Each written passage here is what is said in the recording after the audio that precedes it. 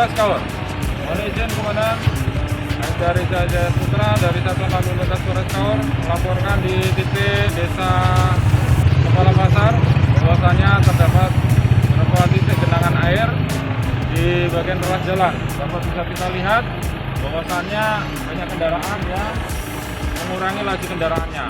Hal ini kami menghimbau kepada para pengemudi kendaraan sepeda motor maupun R4 dan R2 untuk selalu berhati-hati dan mengurangi kecepatannya agar tidak terjadi kecelakaan.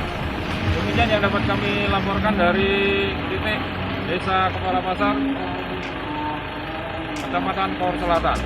Salam Polres Kaur.